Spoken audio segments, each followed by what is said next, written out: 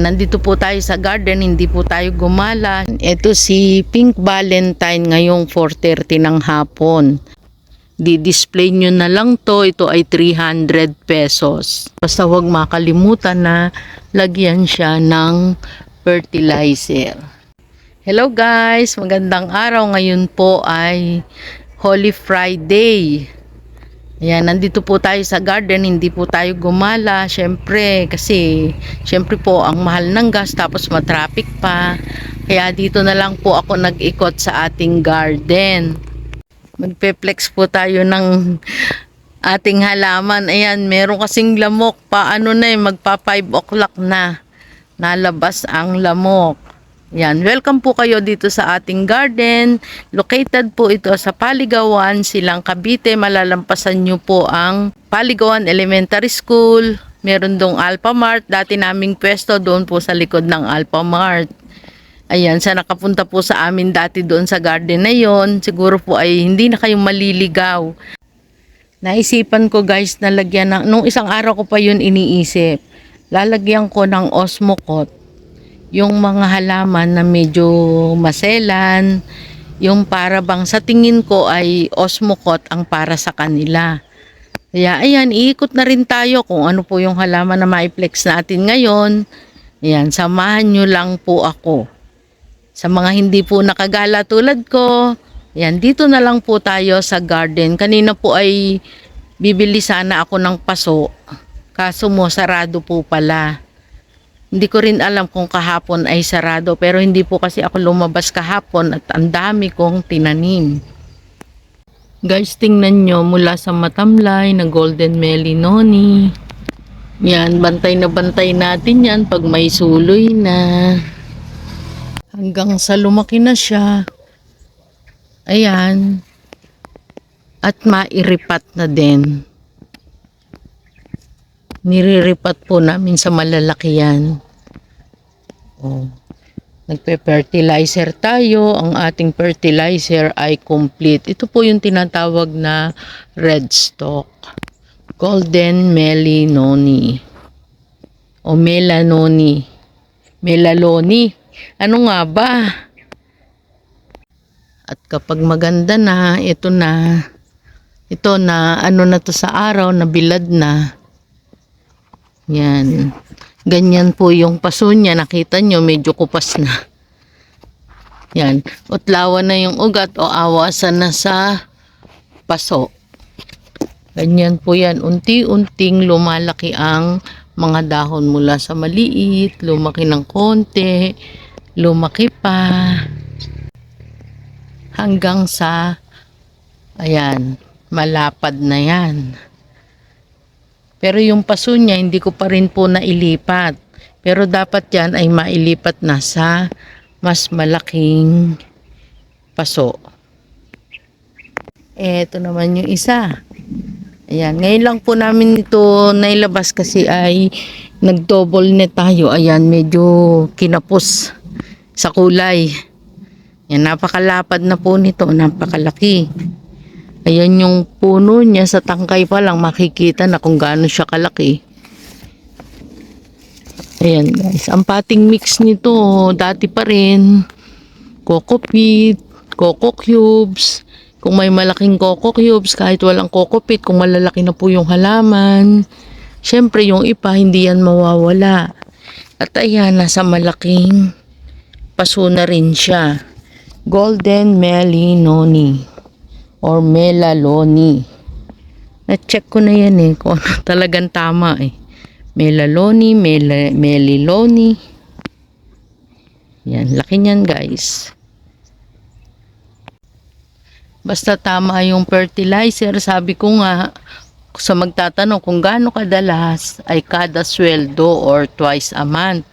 Pero kung minsan, syempre, nabibisi tayo once a month, okay na rin yun. Basta huwag makalimutan na lagyan siya ng fertilizer.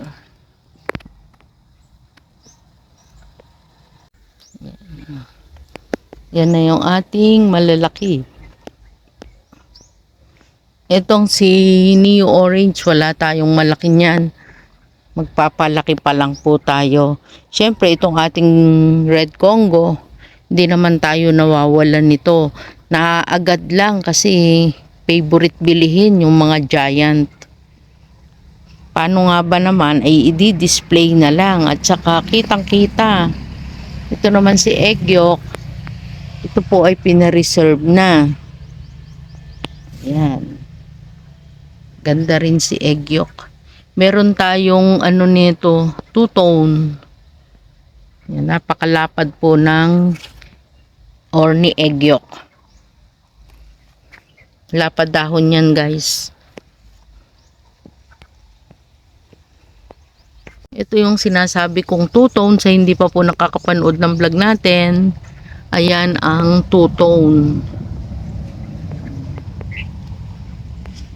Ito po ay, ang garden po natin located sa Paligawan, Silang, Cavite. Minsan po ay lumalabas sa waste yung dati ng garden sa iba na ngayon ay Casa Verde. Yan. Lagi nyo pong ilalagay yung Paligawan. Check nyo po, Paligawan, Silang, Cavite sa mga gusto pong pumunta dito sa ating garden. Pag pumunta naman po kayo, ayan, makikita ninyo Plantita Verdes Garden. Sa Google nga po pala, pag winace ninyo ang Plantita Verdes Garden, iyan po yung makikita nyo, yung lumang garden po. Sa kaalaman po ng iba, ito po ay aking sinalo. Kaya yun pa pong garden nila yung nakikita, yung display nila dito dati ang nakikita. Pero, ayan nga po, meron na tayong tarpaulin. Yan, ayan yung ating garden. Tingnan nyo guys, daming dumadaan dito. Tabing daan lang naman po kasi tayo. Tabing kalsada. Yan. Yan yung ating mga halaman. O, sunod-sunod ang dumadaan. Meron tayo dyang tutti frutti na tig 50 pesos lang. O. Mabili guys itong may pula sa gitna na yan. Meron akong naging buyer, gusto niya talaga. Puro pula sa gitna. Pinili niya talaga yung may mga pula. Ito yung ganito, gustong gusto niya yan. Ayan. At hinaluan niya ng as in green lang. Ito, yung hindi pink, basta yung green lang na ganyan. Yung dalawang kulay lang na yon. Pang ano lang daw, contrast sa pula para mas lalong makita yung pula. O nga naman. Balik ulit tayo. Ito po yung makikita ninyo. Ngayon ay hapon na kaya marami na lalong sasakyan yung mga galing sa swimming. Siguro yung mga naggala kasi po ay dito ay lusutan pa Tagaytay. O ayan ang ating Plantita Verde na tarpaulin. Yan po yung makikita ninyo. O close up ba natin? O ayan guys, nandyan din ang ating mahiwagang cellphone number, ang ating FB, Presi Endoso. Meron nga po pala tayong TikTok, Plantita Verde PH. Ayan, papalaw na rin po sa ating TikTok. Kasi minsan po ay nag-upload tayo doon. Marami po kasing nagsabi sa akin, mag-upload daw po ako sa TikTok. At mag-live selling na rin. Nako, hindi makaugaga ang inyong hardinera. Ito, ang ganda din ni. Nalagyan ko to guys ng abono kailan lang. Mga 3 days pa lang. Kung bakit makintab po yung dahon, yan po ay dahil sa ating fertilizer na Yara Mila. Kulay blue po yun na granules. Tinutunaw ko sa tubig, dalawang dakot bawat isang 16 liters o regular na timba. Yan, may laman siyang tubig syempre para matutunaw po ang ating fertilizer. Yan, papasok na tayo sa ating garden o lilingon muna tayo sa kanan. Ayan po yung ating nasa kanan. Ayan pa. O, diba? At ito naman yung kalsada, napakalapit lang po natin sa kalsada. Kaya lilingon po kayo at baka kayo ay nasa tapat na ni Plantita Verde. Ito yung isang klase guys ng melinoni. Ayan, yung round form. Medyo pabilog siya. At saka ito, mas maigsi yung kanyang tangkay kaysa doon sa regular na shape ng kanyang dahon. Golden din po yan. Medyo napalagay sa double net. Dapat single net lang po sila o mas maganda kung sa umaga lang yung kanyang init o sikat ng araw. Ayan. Shout out, madam. Ito ang iyong red moon. Ito yung ating mga ayan, si orange sunlight. Meron ako ditong osmocot. Naglagay po ako ng osmocot doon sa medyo masela na halaman katulad ng tinatry ko po kasi para maiwasan yung baka sakali. Hindi na ako naglagay ng complete sa Tycons. Ayan, sa Tycons, sa Borsi Albo. Baka sakaling hindi na po mag-brown ang dahon. Kaya ayan, antayin nyo lang po kung ano ang magiging resulta. Ito, isinama ko po dito sa potting mix ang ganitong fertilizer si Osmocot. Titingnan po natin ang resulta. Ito din yung isa, mas malaki yung dahon. Naka-white pot na rin po ito. Ayan, tingnan muna natin ang resulta ng Osmocot. Hindi ko na po yan nilagyan na ano, lapad pa naman ito. Ayan, tingnan nyo guys yung dahon. Ang ganda ng dahon yan, ang laki na. Abangan natin resulta ni Osmocot sa Monstera Tycons. Usapang giant, ito naka-recover na uli si Prince of Orange natin. Yan yung, ito yung galing sa labas guys, ayan o, nasunog. Ito gusto kong lagyan ng fireball sa ano, para hindi bakante. Gusto kong lagyan niya, pupunuin natin niya ng fireball para hindi naman kitang-kita yung potting mix ni Prince of Orange. Maganda din itong si Royal Queen. Dahon siya ng dahon. Ayan. Inaabangan ko naman yung ugat niya. Ang tipid naman niya sa ugat eh. Oh. Gusto ko siyang putulin. Napakatipid naman niya sa ugat. Ito si Black Cardinal nga pala yan. Yan si Royal Queen nga. Ayan guys, oh, si Royal Queen. Meron nga pala ako doon. Ay, bakit napunit? Yan, meron nga pala akong Royal Queen. Si Royal Queen yan. Meron akong Black Cardinal. May natira pang dahon din na ano, napaspas ng hangin yan eh. Yan, tatanggalin din natin yan. Ayan, si Golden Melinoni. Daming damo. Yan. Stable yan. May pasunod pa yung damo. Ito yung dahon niya.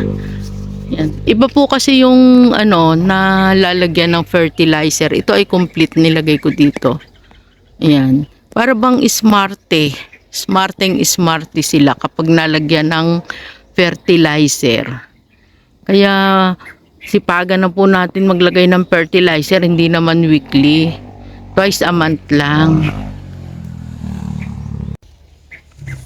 Ang ganda ng dahon uli nito si Barbili. Ang ganda ng jeans niya. Ito yung maliit. Papalaki na. Sana ito mas lumaki. Itong kasunod niya. Osmocot din guys nilagay ko dyan eh. Oh, tingnan nyo. Ayan. 4:24 nga pala ng hapon. Ito yung ating Prince of Orange. Napakainit po doon sa banda ng Kubo. Ayan. Ang init dyan guys. Oh. Pero maganda naman yung mga halaman natin dito sa side na ito.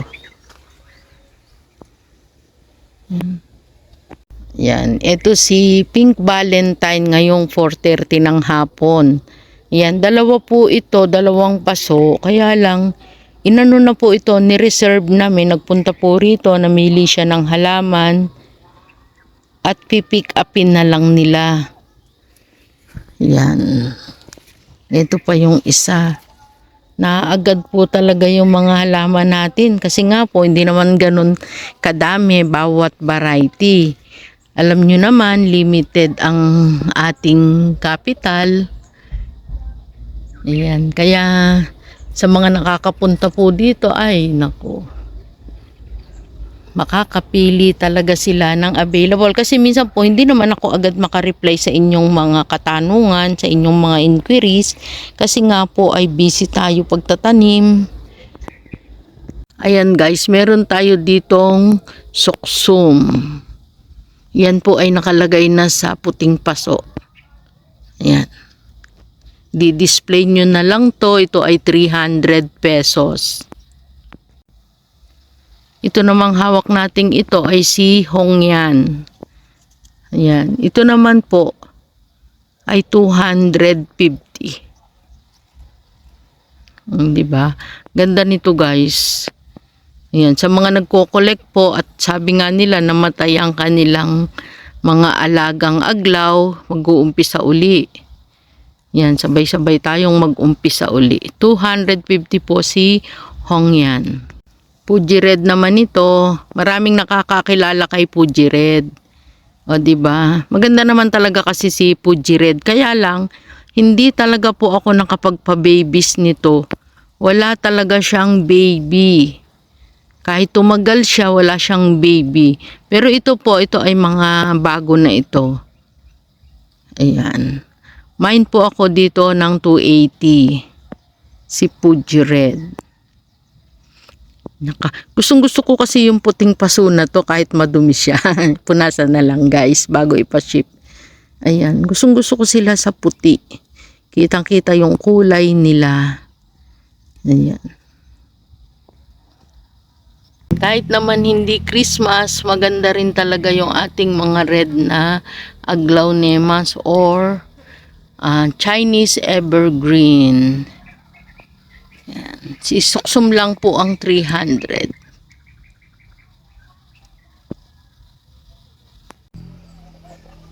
Eto guys, naglagay ako ng fertilizer. Nakita ko yung resulta agad. Maganda talaga siya. Yung Yara Mila. Oh, iba talaga yung nalalagyan. Para bang nagiging smart eh. Tingnan nyo yan. Yan si Prince of Orange. Wala eh, talagang nagagandahan po ako sa kanya. Yan, ito po ay may nagpa-reserve na. Ito maganda rin to eh. Ito nalagyan ko din to ng fertilizer. Sabi ko nga po, Yara Mila. Yun po yung hanapin nyo kasi pwede na rin po yun sa kung kayo ay may bugis, kung kayo ay may variegated plants, pwede po yun, safe na safe. May bagong dahon pala si Big Ben. Yan. Ito yung kaluma-lumaan na dahon talaga nung nasa Carmen pa oh. Ito dito na ito. Ganda na. Paganda ko sana siya uli dahil nalagyan ko na siya ng fertilizer. Ito, hindi ko pa to nalagyan ng fertilizer. Ayan. Ito, hindi po kasi ako natapos nung time na yon. Kulang yung aking na mix. Ayan, si ating golden daing na napakaganda. Parang ang kapal-kapal ng kanyang dahon. Parang bang jelly siya. Ganda nito guys. Ayan. Ito ay 450. Meron tayo dito ang tig 350. Ayan oh, daming dahon. Oh, Yara Mila lang yan guys. Tapos nakapatid na. Hindi na kayo pag lumaki siya, doon na lang po yung time na kayo ay magre-repat. Ayan yung potting mix niya, maganda. Kaya healthy siya. Ito naman, meron tayo ditong Neo Orange or Orange Sunlight. Ayan. Malaki na rin. Mabilis naman po silang lumaki. Ito, may papakita ko sa inyo. Ito na mine ko to. Hindi ko alam. O, tingnan nyo nga guys. Di ba ang laki-laki, no? O, yan, dinamihan ko ng Osmocot. Baka sakaling mapalaki ko siya. Teka, tanggalin ko na. Ang liit-liit po talaga nito. Parang as in seedling. Yan tanggalin natin. Baka ito pa yung talbos. Tatanggalin ko na kasi pangit siya ng may brown.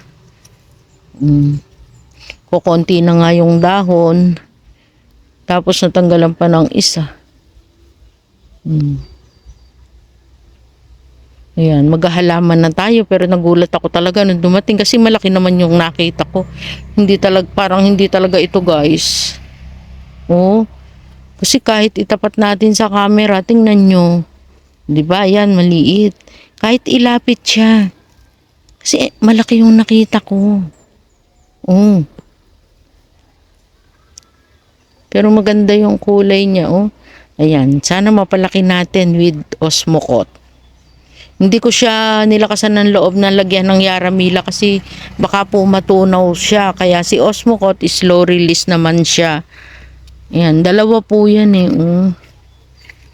Yan, abangan natin ang mangyayari. Ito naman di ko alam bakit may ganito. Bakit may, hindi siya pasa guys. Para siyang si Red Moon, may pula. Hindi natin alam kung ano yan. Nagagandahan talaga ako sa Neo Orange or Orange Sunlight. Ito naman, ito mga dati na po itong halaman Ayan. Si Ring of Fire. Pero kung meron po tayong Golden Ceratum, ayan, meron tayong Ring of Fire. Yan, magpipinsan yan. Meron tayong green. Yun yung una nating nakilala. Yung plain na green. Na green ceratum. Guys, ito nga pala pinagkaabalahan ni Tibo. Ayan. Naglagay po dito ng net. Para pwede na kaming maglagay din sa gilid. Para hindi na siya yung sobrang hangin, mainit.